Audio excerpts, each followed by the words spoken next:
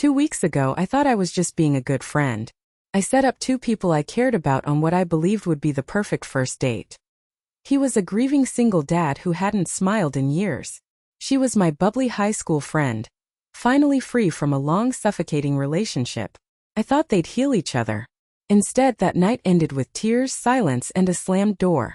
One of them swore it was amazing chemistry. The other walked away shaking, unable to look me in the eye. Within hours, I wasn't just the matchmaker, I was the enemy. How can one night twist loyalty into betrayal so fast?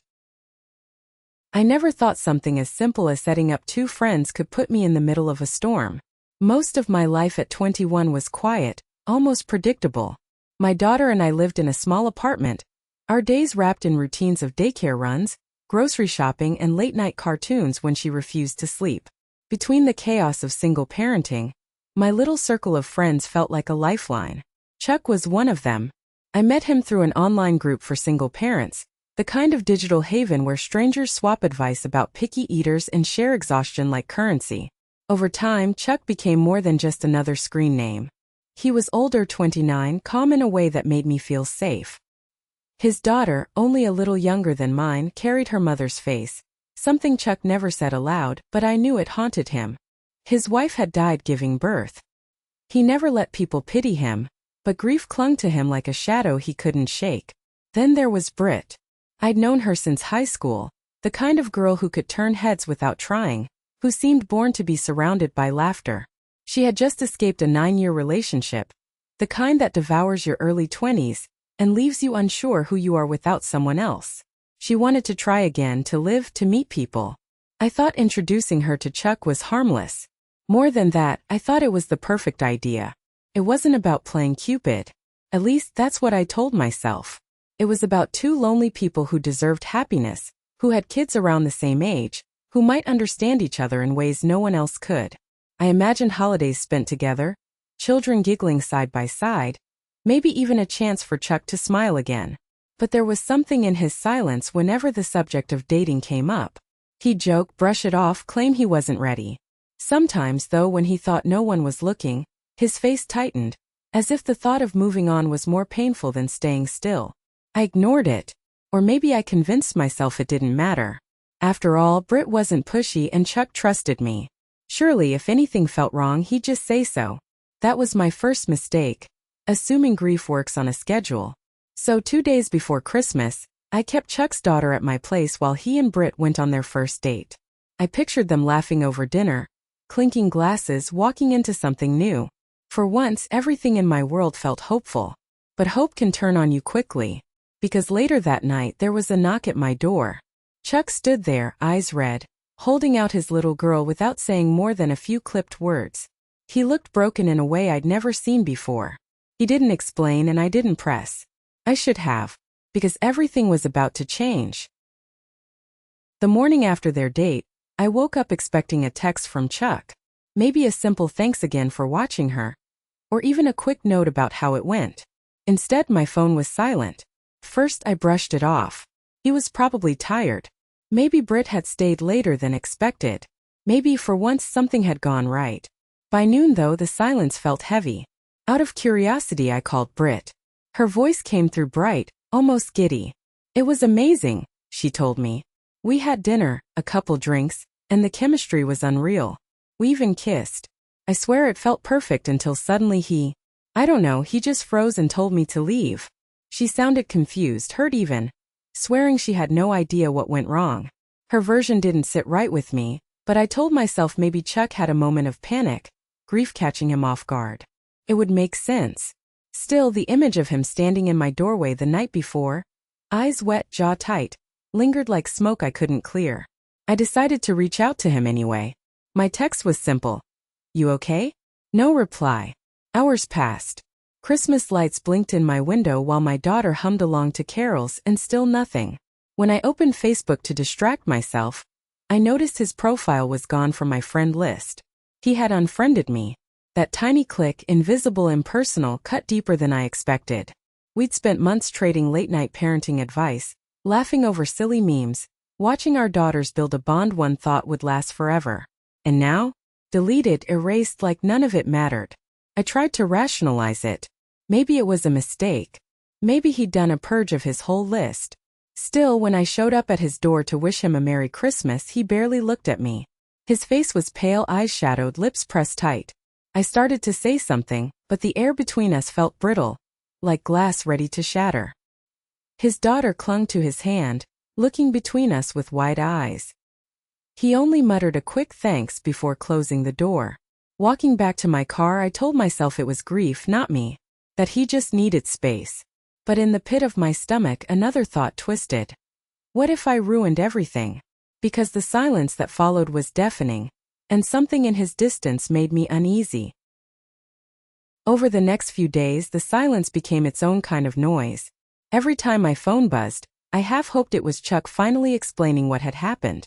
Instead, it was grocery store coupons, my mom checking in, or Britt wanting to process what she called her confusing rejection. She kept insisting she didn't understand. We were laughing, touching hands. I thought we were there, you know? Then he just shut down. Like a switch flipped. Did he say anything to you? Her tone was almost pleading. I wanted to reassure her, but something about the way she pushed the narrative made me pause. She wasn't just confused. She seemed invested in me siding with her. At the same time, Chuck's absence grew louder. He stopped showing up in the parenting group chats. Friends mentioned he'd skipped holiday gatherings he usually loved for his daughter's sake. When one mom casually said, "I hope Chuck's okay," I saw he changed his cover photo again, another one from his wedding. My chest tightened. It was like he was sinking back into the past, erasing the present. Logic told me to leave it alone. People grieve differently, right? Maybe this was just his process. But my gut told me there was something I wasn't being told. So, against better judgment, I reached out again. I wrote a careful message. "I don't know what happened, but I'm here for you. I'm worried about losing our friendship." I stared at the 3 dots on my screen, the cruelest form of suspense. They blinked once, then vanished. No reply. That night, I scrolled through my gallery, pausing at a picture of our daughters holding hands at the park. The innocence in their faces made me ache. How could I explain to my little girl why her best friend suddenly wasn't around? How could I even explain it to myself? Britt, meanwhile, started dropping comments that unsettled me. Maybe he just isn't over his wife. Or maybe he's not who you think he is. She said it casually, but the edge in her voice was sharp, almost accusatory, as if she wanted me to doubt him. It was the first time I wondered if I'd been too quick to believe her side of the story. And just when I thought the confusion couldn't get any worse, I learned the truth was darker than I ever imagined. It was 10 days after that night when my phone finally lit up with his name. For a moment I couldn't breathe. My thumb hovered, heart pounding, afraid that if I answered too quickly I'd scare him off again. His voice was low, rough, but steady. "I'm sorry," he said. "I shouldn't have cut you off like that. I was angry, but not at you." Relief flooded me, but it was short-lived. Because then he told me what really happened. Dinner had been fine, he said. Drinks too. But after they left the bar, Britt had gotten sloppy drunk. She wasn't just tipsy. She was pressing herself against him in the parking lot, begging for more. When he refused, she pushed harder, grabbing at him, trying to pull him closer. He had to physically tell her to get out of his car. When she wouldn't listen, he called her a cab and drove straight to my place to pick up his daughter. "That's why I couldn't look at you," he admitted. "You set it up. And I know you didn't mean to, but I felt betrayed. Like the one person I trusted put me in danger I wasn't ready for." My hand shook as I held the phone. The version Britt had fed me. Chemistry, confusion, rejection, dissolved like smoke. What he described wasn't awkward miscommunication. It was predatory. And he had carried that pain alone, while I'd been believing her. "I didn't know," I whispered. "I swear I didn't know she was like that." "I know," he said quietly. "That's why I'm calling. I don't blame you anymore." When we hung up, I sat in silence, staring at the wall while my daughter colored beside me. The crayon scratches on paper sounded unnervingly loud against the pounding in my ears. The next day, I confronted Britt. I didn't even accuse her. I just said, "Chuck told me a different version of events." Her face crumbled instantly. No denial, no fight. She burst into tears, choking out, "I'm sorry I drank too much. I didn't mean it. Please don't hate me." She begged for forgiveness. And I heard myself saying yes. But inside something had snapped. Because in that moment I realized forgiveness was just a word, and my trust in her was already gone. I thought confronting Brit would bring closure. Instead, it cracked everything open wider. At first, she cried into her hands, insisting she didn't remember much. "I just get carried away when I drink," she mumbled, as if that excused anything. When I pushed gently about why she lied to me afterward, her tone shifted. "I didn't lie," she said sharply, eyes flashing. "I just didn't tell you everything. And honestly, you weren't there. You don't know what really happened between us." That one sentence sent a chill through me. She was twisting the story, framing it like some messy misunderstanding instead of what it really was. Her crossing a line Chuck had made painfully clear. And the more she talked, the more it felt like she wasn't sorry for what she'd done. Only sorry she got caught. I left her house that afternoon with my stomach knotted. The memory of Chuck's trembling voice replayed in my mind. He hadn't just been turned off or confused. He had been scared. And Brit's excuses weren't just flimsy, they were dangerous. For days after, she tried to act normal, sending memes, commenting on old photos, even suggesting another girl's night. It was as if she wanted to overwrite what had happened, bury it under forced laughter. But every ping of my phone made me flinch. I couldn't unhear Chuck's words. She got aggressive. I felt threatened. And then there was the other layer, the betrayal. Not just of Chuck, but of me. I had vouched for her, trusted her enough to invite her into his life. And when it went wrong, she looked me in the eyes and painted herself as the victim. That's when it clicked. This wasn't just about one drunken night. It was about a pattern of selfishness, of denial, of using people until they broke. I had to decide. Do I keep someone like that close just because of our shared history? Or do I protect myself and my daughter from someone who had already shown me exactly who she was? The choice seemed obvious. But as I stared at a new message from her, "Can we talk again? Please. Don't give up on me." A bitter truth hit me. This wasn't over. She wasn't letting go. When Brit asked to talk again, part of me wanted to ignore her. But another part, the one that still remembered high school secrets and late-night sleepovers, gave in. Maybe it was naive, maybe just human. I agreed to meet her for coffee. She showed up all smiles like nothing had ever happened. "Thank you for giving me another chance," she said, wrapping her arms around me before I could react. For a moment, I let myself believe that maybe honesty would finally come out. Maybe we could salvage something. She started with the right words. "I messed up. I shouldn't drink that much. I panicked when you asked me about the date. I didn't know how to explain myself without sounding horrible." Her voice trembled, and I wanted so badly to believe it was guilt. But then the cracks appeared.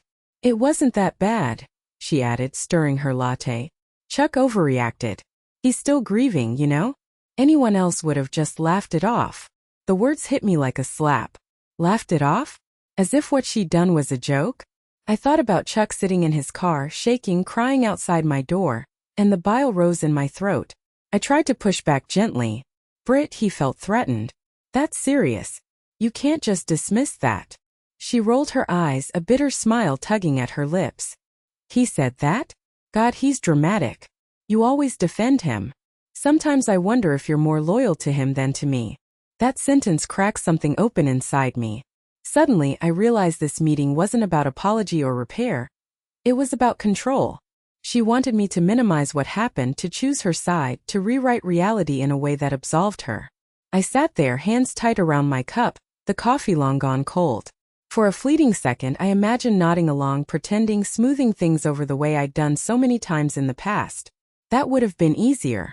But when I looked at her, I didn't see my old friend. I saw someone who had lied to me, endangered someone I cared about, and still refused to take responsibility. And in that moment, the illusion of peace shattered. Because I finally understood. There was no salvaging this. After that coffee meeting, I decided to keep my distance. I ignored her texts, let calls go to voicemail, and convinced myself that silence was the cleanest way to cut ties. But silence to Brit was an invitation. At first it was subtle. A string of "miss you" messages, photos of our kids playing from last year, little reminders of the bond we used to share. I stayed quiet. Then her tone shifted. "You're being dramatic," one text read. "Chuck is poisoning you against me," said another. And finally, "If you cared about our friendship, you'd hear my side, not just his." The more I ignored, the sharper she became. Soon, she wasn't just reaching out to me, she was talking to mutual friends. I got screenshots from 2 different people. Britt telling them I'd turned cold, that I was choosing a man over years of friendship. She painted herself as the victim, me as the betrayer. It hurt more than I wanted to admit. My daughter kept asking why she couldn't see Britt's little one anymore. Mutual friends started pulling away, uncomfortable with the tension. I felt like I was bleeding relationships I hadn't even meant to risk. And then came the final blow. One evening as I tucked my daughter into bed, I heard my phone buzz. A long message from Britt filled the screen. "If you keep siding with him, don't expect me to stay quiet. You think you know what happened, but you don't. Maybe I should share my version with everyone. Let them decide who's right." My chest tightened. This wasn't guilt talking anymore, it was a threat. She was willing to twist the story, drag me through the mud just to protect her pride. I stared at the screen, hands trembling, every instinct screaming that the person I once called a friend was now an enemy. I wanted to throw the phone across the room, to scream, to call Chuck and warn him. Instead, I sat in silence, my daughter's soft breathing filling the room while my world tilted sideways. Because in that moment, I realized Britt wasn't done tearing things apart. And the fallout was going to cost me more than just one friendship. The breaking point came sooner than I expected. One of our mutual friends messaged me out of the blue. "Hey, Britt's been saying some heavy stuff about you. Thought you should know." My stomach sank as I opened the screenshots. There it was in black and white, Britt's version of the story, twisted beyond recognition. According to her, Chuck had come on too strong, and she'd been the one to push him away. She claimed I was obsessed with Chuck, that I had turned on her because I wanted him for myself. The lies spread like wildfire, little embers fanned into gossip, ready to burn down everything. That was it. No more silence. I asked Britt to meet me in person one last time. When she walked into the cafe, she looked smug, like she'd already won. She sat down, crossed her arms and said, "So? Ready to stop pretending and tell people the truth?" I didn't raise my voice. I didn't cry. Instead, I laid it all out on the table. "The truth is you got drunk, you crossed a line, and you scared someone who's been through enough loss already. Then you lied about it, and when you were caught, you tried to flip the story. That's the truth." For a moment, her mask slipped. Her lips trembled, eyes darting to the side. Then she laughed. A hollow, bitter sound. "You really think people will believe him over me? Over you?" "Yes," I said simply. "Because I believe him. And I'm done protecting you." The silence between us was thick, like the room itself was holding its breath. She waited for me to back down, to soften, to offer her a way back. But I didn't. I told her clearly and calmly that our friendship was over, that I would not cover for her lies, that I would not let her near my daughter again. And if she tried to smear me, I would make sure everyone knew the real story, including the parts she was so desperate to hide. Her face twisted, fury flashing through every line. "You'll regret this," she spat, grabbing her bag and storming out. The bell above the cafe door jingled, a deceptively cheerful sound for a moment that cut so deep. I sat there, hands steady now, heart pounding with something that felt like both grief and relief. I had lost a friend, but I had reclaimed my voice. Because in that moment I chose a side. And there was no turning back. It's been weeks since that final confrontation, and the dust has finally begun to settle. Chuck and I are back on steady ground. Our daughters still laugh together in the park, and for that I'm grateful. His trust isn't something I take lightly anymore.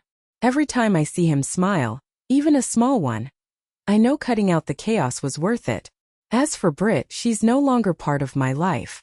The group chats are quieter without her. And yes, some mutual friends keep their distance. That hurts.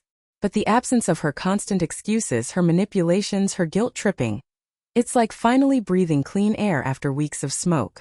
I've learned something I should have known all along. Friendship isn't measured in years, or in shared memories, or in how much you want to believe someone will change. It's measured in trust. And once that's gone, the rest crumbles fast. There are nights when I still replay the moment I hugged her at that cafe, hoping for honesty, and wonder if I should have seen the truth sooner.